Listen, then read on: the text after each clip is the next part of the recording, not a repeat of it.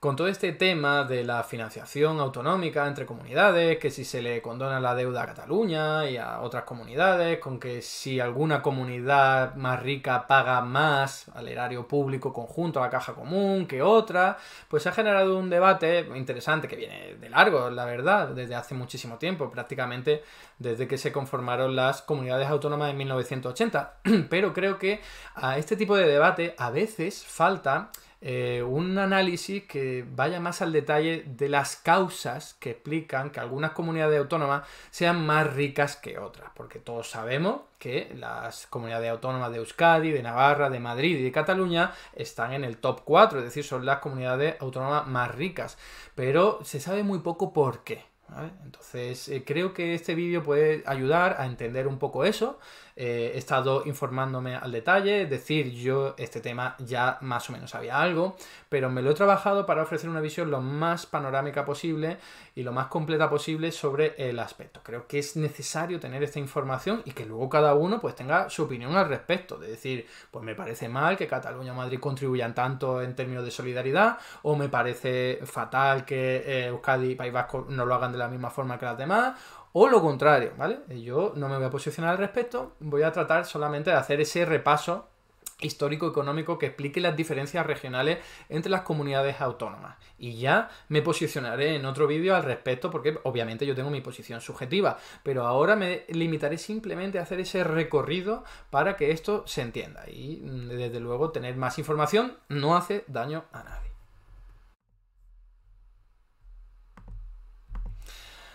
Para empezar, quiero hacer algunas consideraciones que son muy importantes a la hora de tener en cuenta por qué demonios hay algunas regiones más ricas que otras, a nivel español o a nivel de cualquier otro país, ¿eh?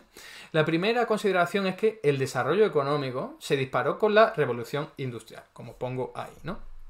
¿Qué quiere decir esto? Pues que evidentemente antes de la revolución industrial, que fue a final del siglo XVIII, principio del siglo XIX concretamente, en España tendríamos que irnos incluso a mitad del siglo XIX, pero en Inglaterra fue a final del siglo XVIII, lo que tenemos es que antes de esa época ya había disparidades de renta y de desarrollo económico entre las diferentes regiones, pero desde luego no eran muy llamativas, no eran abismales.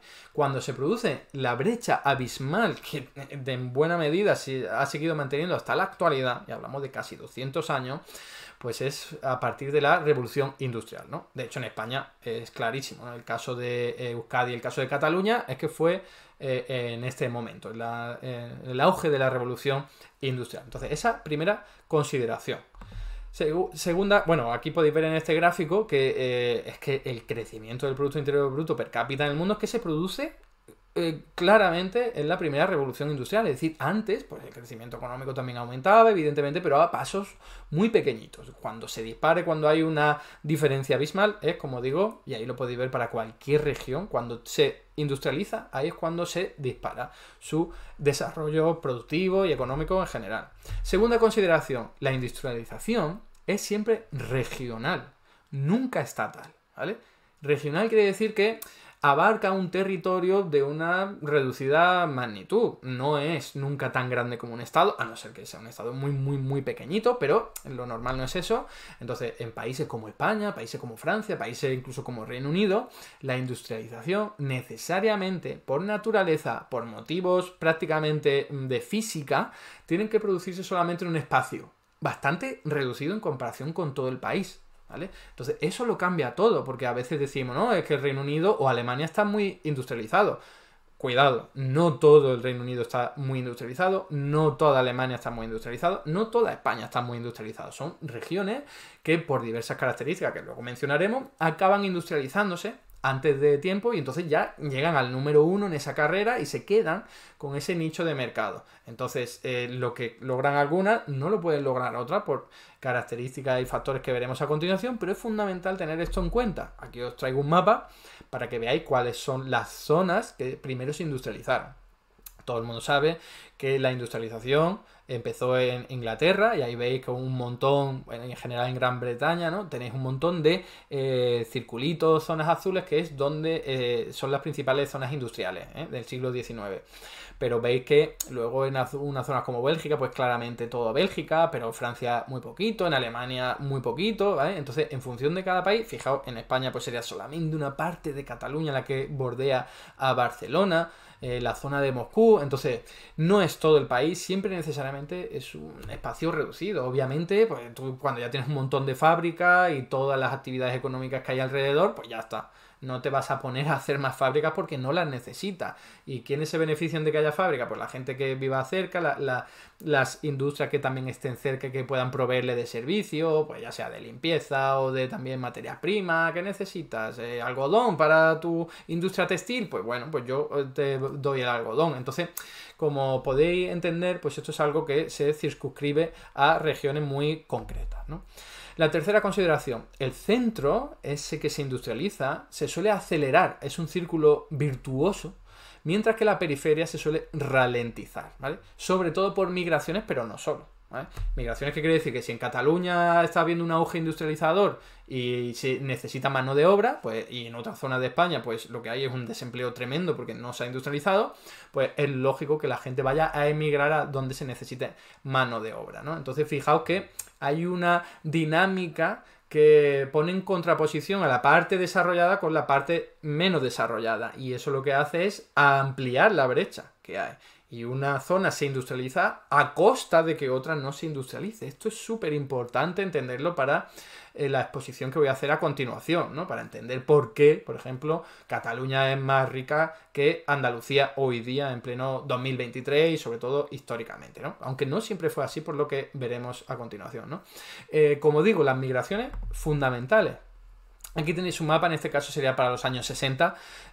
¿Por qué migraba la gente? Sobre todo del campo a la ciudad, pero sobre todo de las ciudades y pueblos pequeños a las grandes ciudades. Pues porque había industrialización, porque había actividad económica, porque había necesidad de mano de obra. Entonces ahí lo podéis ver, un montón de gente a Madrid, un montón de gente a Barcelona, un montón de gente a Euskadi, alguna gente menos a Valencia, menos a Sevilla y a Huelva, y luego ya un poquito menos a Burgos, Valladolid, a Coruña, Vigo y Zaragoza, ¿no? Entonces, claro, la migración lo que hace es despoblar un territorio, impedir que restarle recursos humanos, pero también de otro tipo, de capital humano y de infraestructura, porque si no hay suficiente gente, ¿para qué vas a tener infraestructura?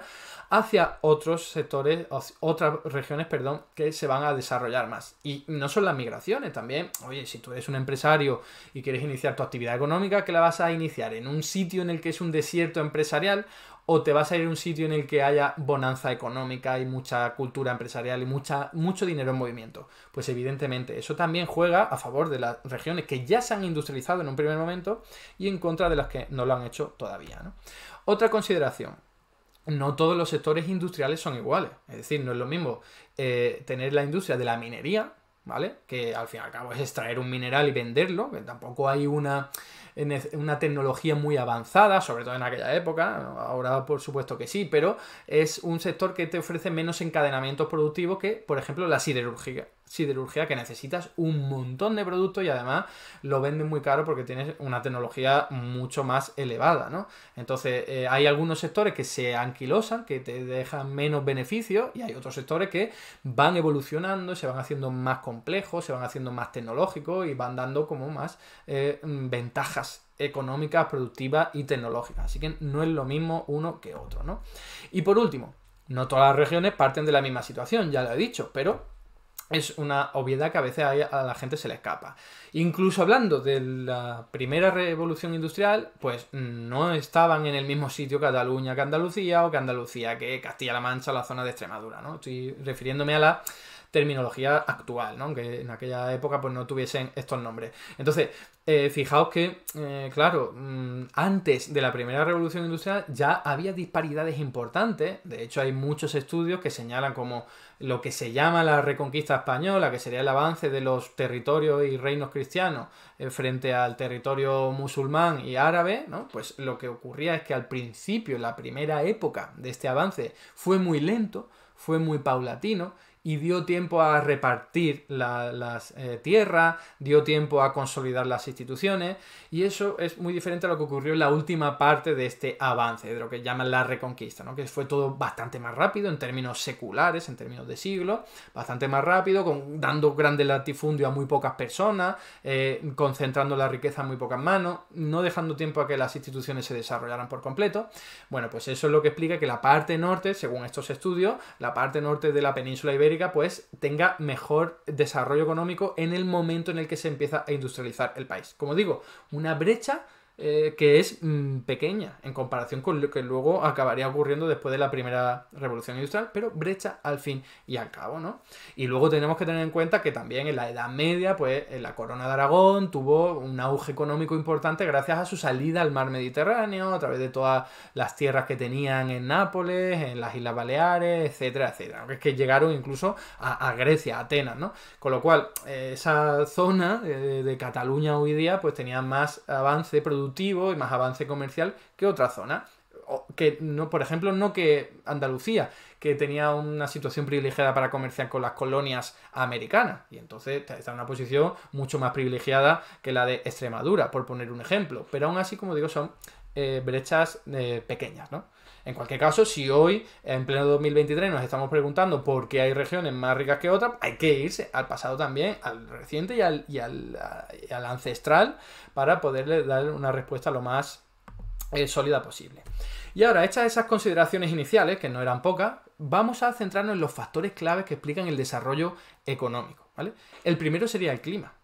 El clima es fundamental, aunque no lo parezca, sobre todo en esta época a la que nos estamos refiriendo de plena revolución industrial. ¿Qué pasa en Europa? Pues aquí lo podéis ver. En Europa no tenemos todos en los sitios el mismo clima, evidentemente, y además sabemos que el clima oceánico, perdón, es el más beneficioso, el más favorable para determinados cultivos que son más productivos. Hay mucha más humedad, llueve más, la tierra es mejor, por los motivos que sean.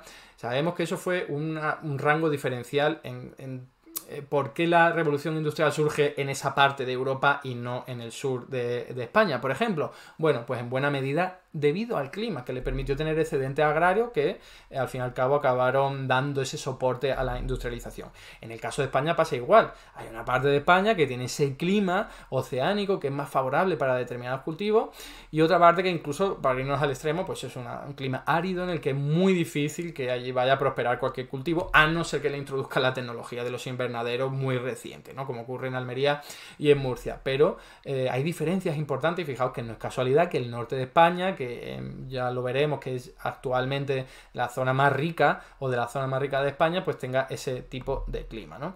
El segundo factor importante, los recursos naturales. Qué duda cabe, ¿no? Si, por ejemplo, el Reino Unido, ¿no? Inglaterra se está industrializando y necesita hierro para industrializarse, para producir sus máquinas, para seguir construyendo el ferrocarril, pues entonces si tu territorio tiene hierro, se va a poder ver beneficiado de esa demanda, que la industrialización está pidiendo hierro. Yo tengo hierro, genial, me veo beneficiado. ¿No tengo hierro? Pues me quedo fuera de este trato, ¿no? Entonces, ¿qué pasa en España? Que como en cualquier otra parte del mundo, los recursos naturales están azarosamente distribuidos.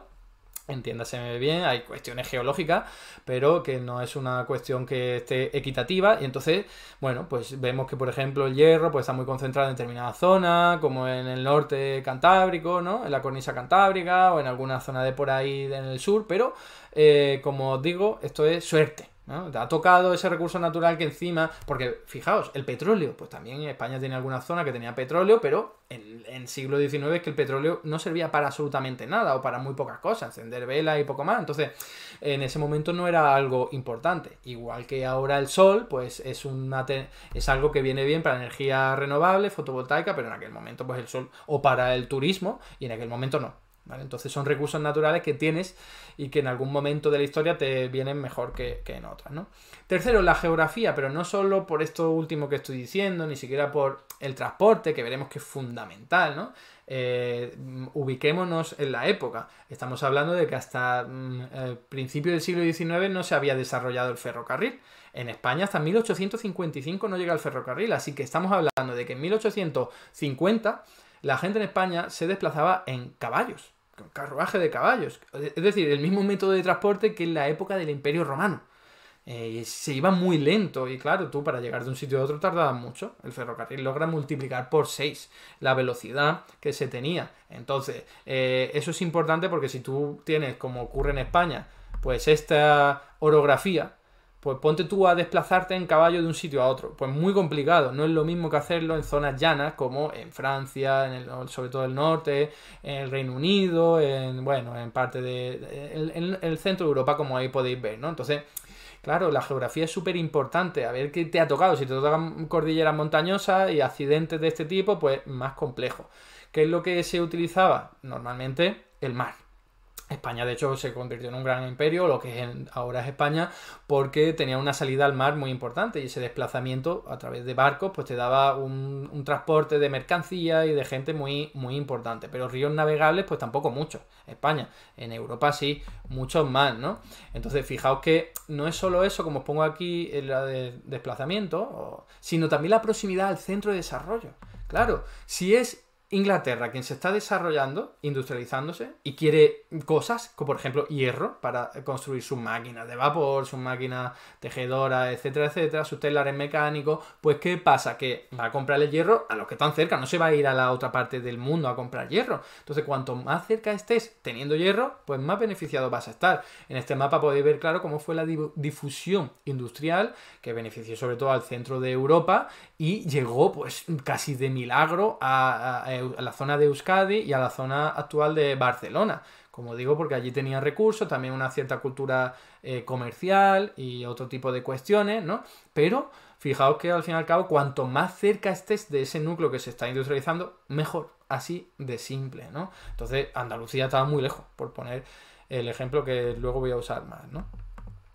Y fijaos que los puertos, que era la única salida para permitir un desplazamiento importante. Bueno, no lo he dicho, pero ¿qué pasa cuando se tiene a mano el ferrocarril? Pues que ponte tú a tender vías ferroviarias en esta orografía española, con todas esas cordilleras y todos esos accidentes geográficos. O sea, eso es una locura. Era hasta 10 veces más caro poner el ferrocarril en la zona de la península ibérica que ponerla en Europa. Entonces eso es una ventaja competitiva increíble que explica que se desarrollara antes, industrializara Europa que España y que en España pues se desarrollara antes todo lo que es el Valle del Ebro porque es mucho más fácil de hacerlo, la zona del litoral que zonas del interior de la meseta, ¿no?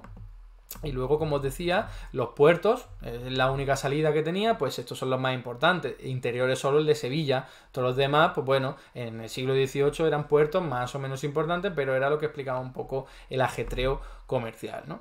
Otro factor clave, importantísimo, las instituciones y las políticas que se hagan. Claro, pensemos, esto es algo lógico. Si el gobierno de turno, el monarca de turno quiere incentivar su industria, ¿qué va a hacer? ¿Le va a dar ayudas a la zona no industrializada o se la va a dar a la que ya está industrializada? Pues esto es lógico. Es también razonable que se le den ayuda a lo que ya está industrializado, pues para aprovechar esas ventajas, porque hay que competir con el resto del mundo, ¿vale? Que se ha industrializado ante Europa, que hay que competir con los de Europa. Entonces yo pongo políticas para proteger a mi industria, pongo políticas para ayudarle a mi industria y a veces doy más ayudas a una zona que a otra, porque no puedo dar ayudas a todo el mundo y lo que estoy haciendo es discriminar. Por ejemplo, discriminar a la industria de Málaga en comparación con la industria de Barcelona. Esto está recogido, ¿verdad? Que no tiene por qué ser algo, como decir, tajante, pero sí que influyó un poco, ¿no? Fijaos, os leo un poco aquí un texto, una parte de un texto que os lo pondré, toda la bibliografía que he utilizado para prepararme este vídeo, os la pondré para que podáis acceder a ella, pero os lo leo literalmente. Determinadas políticas económicas pudieron provocar efectos retardadores en las zonas periféricas. Así, medidas económicas liberales, por ejemplo las políticas de liberalización comercial, pudieron suponer ventajas para las zonas avanzadas, en especial para Barcelona, zonas con mayor potencial de mercado, y pudieron actuar también en apoyo de estos desequilibrios. El cambio hacia una política proteccionista desde finales de los 800 supuso cambios en la localización industrial. Es decir, que lo que he comentado, el gobierno quiere dar ayuda, bueno, pues la va a dar y va a beneficiar a algunos territorios, algunas industrias en comparación con otras. Este texto que voy a leer es de otro trabajo, ¿vale? De uno que fue precisamente profesor mío, Antonio Parejo, en la Universidad de Málaga, que dice lo siguiente, que la presión ejercida ante el Estado para conseguir una política comercial acorde con sus intereses les permitió reservarse el mercado interior o bien que se les facilitara el acceso a los exteriores. Es decir, no es solo que el gobernante quisiera fomentar su industria, sino que los propios empresarios, los propios capitalistas, los propios burgueses que querían mejorar su actividad económica, hacían presión sobre los gobernantes para que recibieran ayuda. Así de sencillo. ¿Quién tenía, por decirlo claramente, más vínculo con Madrid, que es donde se situaba el gobierno? Pues las zonas de su entorno, desde luego Málaga mucho más lejos, con dificultades de desplazamiento, etcétera, etcétera, ¿no? Más allá de la importancia política y empresarial, que al final es la clave, ¿eh? Lo que quiero decir, y luego lo veréis, es que Cataluña ya tenía mucha ventaja en comparación con la industria malagueña, por muchos otros motivos, y simplemente con esto pues ya se acabó cerrando la posibilidad de que la industria malagueña pudiera competir, porque se benefició, se favorecieron unos territorios en contra de otros, ¿no? Pero que no es algo criticable, es simplemente entender la lógica que hay detrás, ¿no? Que al final, entendiendo que vamos todos de la misma mano, o sea, de la mano para el mismo grupo, pues es normal que beneficia a quien ya tiene ventaja, ¿no? Sigo con los factores clave. En la acumulación histórica de capital, ni que decir tiene, ya he hecho referencia un poco, ¿no? Pues la cultura empresarial de Cataluña, o de la zona de Barcelona concretamente, era muy superior a la de cualquier parte de España y también a la de Andalucía, por muy buenos lazos comerciales que tuviera con con las colonias americanas y más allá, ¿no? Entonces tenían mayor capital para luego poder invertir en fábricas, para poder invertir en maquinaria. Entonces eso también es un factor que te ayuda a entender el desarrollo económico. Y por último, también la distribución de renta. Esto es fundamental. ¿Qué ocurrió, por ejemplo, en Huelva, donde la industria del Río Tinto, en torno a las minas del Río Tinto, fue muy potente? Porque era capitalizada, fue financiada por empresarios capitalistas ingleses, y entonces pues sus beneficios se los llevaban o no lo reinvertían en la zona. En cambio, en Cataluña había una burguesía más autóctona, derivada de todo lo que os he dicho, ese auge comercial histórico de la Corona de Aragón, y entonces reinvertían en su zona, articulaban mucho mejor el territorio, y eso fue también un aliciente importante, pues porque si la gente tiene el dinero repartido, pues hay mucha más demanda. No es lo mismo que solo tenga el dinero concentrado una persona, que va a consumir una vez porque tiene un estómago, a que lo haga mucha gente, que son muchos estómagos sumados, ¿no? Entonces ha habido zonas en España, como la industria malagueña, la industria de Huelva, que ha sido más enclave, ¿no? Ha habido algunos empresarios que han originado ahí una buena industria, pero poco articulada en el territorio. Entonces no ha dado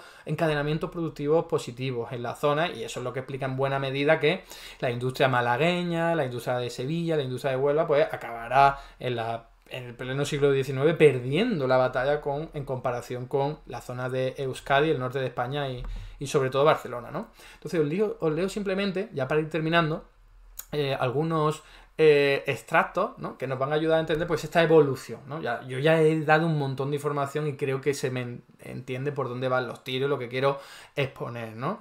Pero ahora voy a hacer una especie de exposición histórica muy breve para ver cómo todo eso ha influido y cómo ha acabado en España pues esa desigualdad territorial, ¿no? Para empezar, antes de la Revolución Industrial, ¿qué ocurría en el sur peninsular, ¿no? Pues os leo. En el sur peninsular resultaba escasamente destacable su situación, ¿no? Cocientes de intensidad industrial por debajo de la media nacional en la mayor parte de las ramas manufactureras. Y cuando no era así, especializaciones en sectores marginales, la producción alfarera, o en claro declive, la elaboración sedera. Frente a Cataluña, la comparación que sintetiza con mayor precisión el cuadro 2 descubre las distancias industriales que ya existían entre ambas regiones al cabo del 700. Es decir, que en el siglo XVIII ya había una brecha entre la zona de Cataluña y la zona del sur peninsular, de Andalucía, ¿no? Continúo leyendo para avanzar hasta mediados del siglo XIX, ¿no? A mediados del siglo XIX, España era una economía agraria que contaba con un pequeño sector industrial concentrado en 3 regiones: Cataluña, Andalucía y Castilla y León. Sumaban casi el 54% de la industria. Lo de Cataluña por todo ese comercio en el mar Mediterráneo, con la Corona de Aragón, Andalucía por el comercio con las colonias, y Castilla y León por la ganadería extensiva, histórica y ancestral que tenía, básicamente, ¿no? Pero fijaos, la segunda mitad del siglo XIX, protagonizada por una escueta difusión de las innovaciones de la primera revolución industrial, supuso, por un lado, la consolidación de la especialización industrial de las regiones avanzadas, Cataluña, en especial la provincia de Barcelona y su capital, País Vasco y Madrid. Si a mediados del País Vasco y Madrid, perdón. Si a mediados del 800 las tres sumaban en torno al 25,5% del total industrial español, 25,5%, en 1900 su peso ya era el 50%. ¿Vale? A finales de los años 20, de 1920, localizaban en torno al 60% de la industria española. ¿Vale? Y luego, a su vez, hace ahí un señalamiento a que hubo procesos de desindustrialización en otros sitios. Pero esta es la exposición, un poco presentando los datos de cómo ganan fuerza la zona de Cataluña y la zona de Euskadi. O sea, más o menos, ya lo he dicho, pero lo vuelvo a reforzar. Cataluña en torno a la industria textil, ¿vale? Por todos esos lazos que tenía con la ganadería de su zona y también por el comercio con zonas tan extensas como las colonias americanas, luego Estados Unidos, ¿vale? Y el País Vasco por su proximidad con el núcleo de la revolución industrial, porque tenía hierro muy bueno, muy deseado por Inglaterra, como os digo, porque luego había otras zonas de España que tenían otro tipo de hierro, pero no tenían tanta buena calidad, ¿no? De hecho, los primeros hornos se hicieron en Marbella, en Málaga, pero eran hornos que no era carbón mineral, sino que era carbón vegetal, ¿vale? Con madera. Entonces, eso al final acabó fallando porque era mucho más potente el carbón mineral que podían ofrecer pues, las minas en torno, como os decía, a la zona de Euskadi, el norte cantábrico en general, ¿no? Y ahora, ¿qué pasó? ¿Qué otro factor político importante explica un poco el distanciamiento entre el sur de la península ibérica y el norte? Pues esto que tenéis aquí. La independencia de Latinoamérica, Hispanoamérica, como cada uno lo quiera llamar, ¿no? Ya sabéis, a final del siglo XVIII, principio del siglo XIX, hasta 1830 creo que acaban ya las independencias del todo, pues lo que vemos es que Andalucía pierde los lazos comerciales con las colonias, que había sido un mercado cautivo. O sea, eso era genial porque solo tú podías comerciar con esa zona. No lo podía hacer Francia, no lo podía hacer Portugal, no lo podía hacer Inglaterra. Por eso, en parte, se estimuló la independencia de esas colonias, ¿no? Y por eso había también todo tipo de conflicto con la corona española y con todo el tema de los piratas y tal, porque era un mercado cautivo. Cuando se pierde, pues Andalucía pierde una ventaja comparativa importantísima porque era el principal núcleo de comercio, ¿no? Entonces, claro, se queda rezagada porque pierde una parte muy importante de su actividad comercial. Y por otro lado, el fin de las guerras carlistas. O sea, durante todas las guerras carlistas, que ya sabéis que duraron un montón de años, pero sobre todo durante la primera, el norte peninsular estuvo absolutamente envuelto en un conflicto político, bélico, donde murió mucha gente, donde el propio Estado no lograba influir ni dictaminar sus leyes. Entonces había mucho contrabando, las materias, los productos ingleses de la primera revolución industrial penetraban en el territorio y eso no lo podía controlar el Estado por este conflicto bélico. Entonces eso dinamitó la zona del norte en términos económicos y solo cuando ya se acaba la primera guerra carlista empieza a florecer y a desplegar todas las ventajas comparativas que tenía el norte de España, pero hasta entonces no. Por eso Andalucía tuvo como un momento bastante de edad de oro, ¿no? Por así decirlo, que es, oye, yo tengo las colonias a mi disposición y encima el norte está preocupado con guerras carlistas, que el norte tiene muchas mejores ventajas, pero hasta que no las pueda desplegar, nada. Cuando acaba la primera guerra carlista, se despliega el norte, todas las capacidades, la proximidad con el centro industrial, todos los recursos naturales, mejor clima, mejor cultura empresarial, mejor capital acumulado, y es lo que explica que la industrialización venza allí, ¿no? Sea más potente allí. Y de hecho voy a terminar pues leyendo algunos textos para que veamos y dando algunos datos para que veamos por qué, por ejemplo, la industria andaluza, que era tan potente al principio, acaba desfalleciendo y perdiendo terreno frente al norte español, ¿no? La siderurgia andaluza notó el fuerte impulso industrializador de los núcleos del norte, más concentrado, más mecanizado y más especializado. Claro, no hemos hablado de la concentración, pero Andalucía es un territorio extensísimo, con una orografía muy complicada, salvo el valle del Guadalquivir. Entonces las comunicaciones mucho más complicadas y al fin y al cabo las infraestructuras mucho más complicadas de hacer, etcétera, etcétera, ¿no? O sea, que contaba con centros más modernizados, el norte, y competitivos tras el fin de la guerra carlista. Además, los aranceles que habían favorecido a la hulla inglesa cordobesa, dieron paso a otra política arancelaria que primó el consumo del carbón nacional, lo que subió y potenció al núcleo asturiano, carbón más siderurgia. La caída malagueña se fue verificando en el descenso productivo siderúrgico en los años 50. Los intentos de los empresarios como Heredia por conectar los centros de producción con las minas de carbón cordobesa por medio del ferrocarril y de modernizar en general las instalaciones fueron inútiles. En cuanto a la industria textil, pues como ahí podéis ver, al principio no se vio muy afectada, pero dice, a finales del siglo, los contrabandos gibraltareños, la producción catalana como competidora y la filosera arruinaron a la población rural, que acabaron con el sector, ¿no? Como veis, al fin y al cabo, muchos factores, pero la competencia es uno de ellos. La experiencia catalana parece haber demostrado que transitar desde el textil a los bienes de inversión o intermedios resulta más adecuado que hacerlo desde el agroalimentario. La vasca, la facilidad para evolucionar desde la minería a los bienes de inversión. Un poco lo que os dije, que no es lo mismo industrializarse en las minas de Río Tinto y como un enclave que hacerlo en la industria textil, algodonera o como ahí podéis ver, pues la evolución de la minería a los bienes de inversión en la zona de Euskadi, ¿no? Del País Vasco. Entonces, eso es algo que importa también. Andalucía se especializó en el caballo perdedor, por así decirlo, ¿no? Y luego, las dos regiones históricas que lideraron el proceso industrializador español, Cataluña y Euskadi, lo consiguieron gracias a los dos sectores también líderes, siderurgia y algodón, y que este primer desarrollo fabril, con más connotaciones rupturistas que continuistas, fue el que sirvió de tirón para marcar la primera y casi definitiva distancia con respecto a las restantes zonas de la península. Un poco igual, ¿no?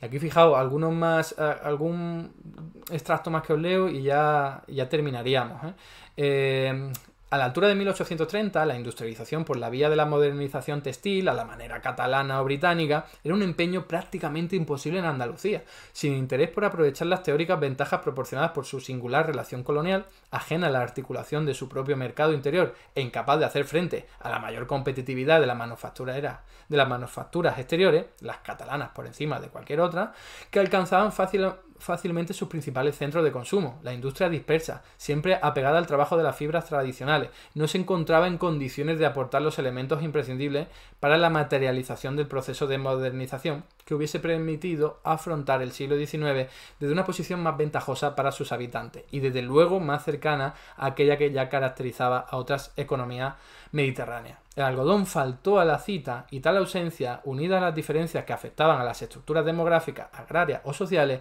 impidió que en Andalucía se materializasen similares mecanismos acumulativos a los descritos en las últimas páginas para el caso catalán, ¿no?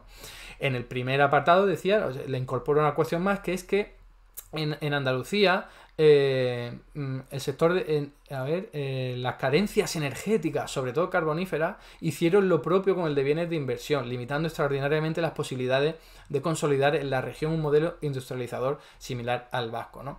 En fin, como veis, eso es lo que explica en buena medida muchos factores, pero ya los hemos citado más o menos, lo que explica que Andalucía perdiera en esa batalla, esa competición por industrializarse frente al norte de España, concretamente Cataluña y el País Vasco, ¿no? Y ahora, ¿qué pasó después de la primera revolución industrial? Pues ahora lo vemos, es cuando aparece Madrid, ¿no? Que todavía no ha aparecido. Desde finales del siglo XIX, con la incorporación del cambio tecnológico de la segunda revolución industrial, electrificación, nuevo cambio técnico agrario, el nuevo modelo ISI posibilitó el avance industrial de Madrid, Zaragoza y de parte de la cornisa cantábrica, Asturias y Cantabria. Todo ello suponía la nueva especialización industrial de las citadas regiones cantábricas y de una parte del valle del Medio Ebro, Aragón concentrado en Zaragoza y La Rioja, protagonizada por el complejo agroindustrial, en contraste con la continuación de la desindustrialización y reagrarización de las otras regiones antes citadas. Así, a finales de los años 20, las principales localizaciones industriales y las regiones ricas españolas tendieron a concentrarse en el cuadrante noreste peninsular. Eso sigue siendo hoy así. Ahora os pondré datos para que lo veamos, pero es, al fin y al cabo, el resultado de la primera y segunda revolución industrial, ¿eh? Aquí veis que si durante la segunda mitad del siglo XIX Cataluña consolidó su protagonismo productivo, durante el siglo XX destacó el especial dinamismo de Madrid, con creciente especialización en servicios. Y en parte porque tenía la capital, ¿no? Ahí podéis ver en este gráfico que desde 1860 hasta el año 2010 cómo gana peso, porque Cataluña y el País Vasco se mantienen, cómo gana peso Madrid, desde el 5 hasta el 20%. ¿no? Esto, bueno, eso es el número, sí, evolución del peso del PIB, ¿vale? De las regiones avanzadas. O sea, increíble, ¿no? Cómo Madrid se hace ahí esa evolución claramente durante todo el siglo XX. Y este cuadro es increíble, os tiene que encantar como me encanta a mí. Se ve cuáles son las regiones, actualmente hoy día comunidades autónomas, ordenadas por Producto Interior Bruto per cápita, desde 1860 hasta 2010, que del año 2010 hasta 2023 no ha cambiado mucho, entonces nos sirve. Fijaos, en 1860, apenas iniciada la primera revolución industrial en España, primero estaba Madrid y luego Andalucía, por lo que se estaba comentando, por todo el comercio colonial, etcétera, etcétera. Luego Cataluña, luego la Comunidad Valenciana, luego Navarra, Baleares, luego Murcia y luego Aragón. Fijaos, Murcia, Estamos hablando ahí de territorios que hoy día no nos parece que sean los más importantes en términos de riqueza. 1860, esas regiones que he dicho están por encima de la media, que es la zona grisácea, ¿no? En la tabla. Entonces ya en 1900, ya ha terminado la primera revolución industrial, o la mayor parte, y fijaos que en primera posición está ya el País Vasco, en segunda posición Cataluña, en tercera Madrid, en cuarta La Rioja y la quinta ya Comunidad Valenciana. Andalucía ya está muchísimo más lejos, ¿vale? Y ya, por no hacer todas las tablas, veis una evolución en la que en el año 2010, ¿cómo acaba? Madrid primera, País Vasco segunda, Navarra tercera, Aragón cuarta y quinta Cataluña. Luego Cantabria, Castilla y León y La Rioja, ¿no? ¿Veis? Una evolución que lo que mantiene casi en común es que Madrid, Madrid, Cataluña y el País Vasco pues estaban desde el primer momento arriba, solo que otras regiones como Murcia y Andalucía estaban arriba y luego acaban abajo, ¿no? Aquí quizás lo podéis ver mejor, extraído de este mismo libro, en el que podéis ver cómo, fijaos, ese punto, es que no me gusta nada el gráfico porque para interpretarlo es difícil, pero el 1 sería simplemente lo que está subiendo y ganando peso, que es, aquí lo podéis ver, Madrid, Cataluña y el País Vasco, la zona más importante. Cómo gana peso, es una evolución del Producto Interior Bruto, y a la derecha tenemos la evolución demográfica, muy importante también. Y luego lo que cae muchísimo son estas regiones. Andalucía, Castilla y León, Castilla-La Mancha, Extremadura, Galicia y Murcia. Tenían mucha importancia, pues como ahí podéis ver, a mitad del siglo XIX, pero luego pierden muchísimo, ¿no? Y ya está, para terminar, ¿qué comentaros? Pues traeros este mapa que es de actualidad, para que veáis que las zonas industriales, en la actualidad, tienen mucho que ver con aquellas de la primera revolución industrial. Fijaos, los tres grandes núcleos industriales son Madrid, Barcelona y Bilbao. Ya está, es que no hay más. Luego está Valencia ahí con un poquito de importancia, pero muchísimo menos, ¿vale? Y luego hay zonas que, como ahí podéis ver en el gráfico, pues son de expansión industrial y otras que son incluso de decadencia, ¿no? Pero la clave es que este mapa, quedaos con él, tiene mucho que ver con esto, o todo que ver, con la renta, ¿vale? Estos son datos ya del Instituto Nacional de Estadística actualizados. La renta de las regiones está estrechamente vinculada con la industrialización en España a lo largo de la historia y en la actualidad, ¿no? Es que es casi idéntico. ¿Cuál es la zona más verde aquí? La zona de Euskadi y de Navarra, la zona de Barcelona y la zona de Madrid. Exactamente los tres núcleos industriales más potentes. Luego es verdad que Baleares está muy bien parada en este gráfico, por otro tipo de cuestiones, más vinculadas seguramente al turismo, pero fijaos que las zonas menos industrializadas, como Extremadura, como Andalucía, como Castilla-La Mancha, muy rojo todo. Entonces, al fin y al cabo, eso es lo que importa. Vengo aquí y acabo con esto. ¿Por qué algunas regiones españolas son más ricas que otras? Básicamente porque se industrializaron en una intensidad y en un momento diferente. Algunas regiones, las que primero se industrializaron por un montón de factores que tenían a su favor, como Cataluña y como Euskadi, pues mantuvieron esa inercia, por supuesto cambiando muchísimo la industria, actualizándose, diversificándose, a la que se unió Madrid con fuerza durante el siglo XX, pero esas tres regiones son las que hoy día son más ricas, ¿vale? La zona de Euskadi y Navarra, Cataluña, concretamente la zona de Barcelona y Madrid, ¿no? El resto de regiones, que aunque en un primer momento, como veíamos con el caso de Andalucía, pues estaban también industrializada, acabaron perdiendo la batalla. Entonces es importante entender simplemente un poco lo que os decía, que no es solo que una región se haya industrializado simplemente por sus propios méritos, que eso es importante, sino que también lo ha hecho a costa de que otras regiones no se industrialicen.